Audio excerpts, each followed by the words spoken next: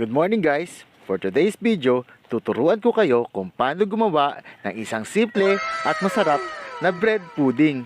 So bago ang lahat, intro muna!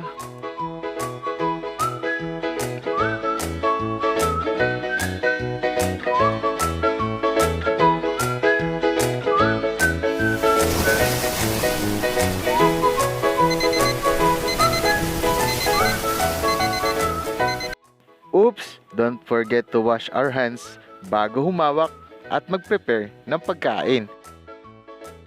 Una, himay-himayin muna natin ang tinapay at pagkatapos ihanda na natin ang ingredients. Melted butter, 2 cup ng white sugar, 4 na can ng evaporated milk, At ang ating hinimay-himay na leftover bread. Ngayon, pagsasama-samay natin ang ating mga ingredients. Una, ilagay natin ang evaporated milk sa mixture bowl.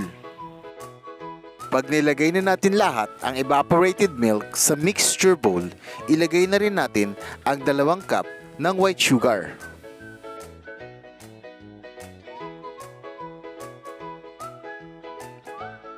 At isunod na rin natin ang ating melted butter. Ngayon, haluin natin para mag-incorporate ang ating mga liquid ingredients. After mahalo, ilagay na natin ang ating tinapay doon sa liquid ingredients.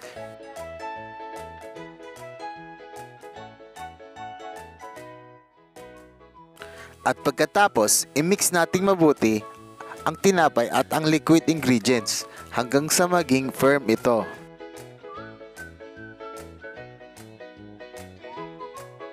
At ngayon guys, firm at nahalo na maigi ang mixture. Maglagay ng butter sa baking pan para hindi dumikit ang ating bread pudding pag naluto. At pagkatapos, ipipreheat natin ang oven into 350 Fahrenheit para ma-ready ng ating oven sa pagbe-bake. After natin ma-preheat ang ating oven, ngayon, ilagay na natin ang ating mixture pudding sa ating baking pan. Pagkatapos ilagay sa pan, ilagay na natin sa oven at i-bake natin sa loob ng 1 and 45 minutes. Pagkatapos ng 1 hour and 45 minutes, ayan, luto na ang ating bread pudding. Palamigin lang ng 30 minutes at pwede na i-serve ang ating simple at masarap na bread pudding. At kung nagustuhan nyo ang aking video, please like, share, and subscribe, and click the notification bell down below para updated kayo sa mga video ko pang i-upload. Thank you for watching!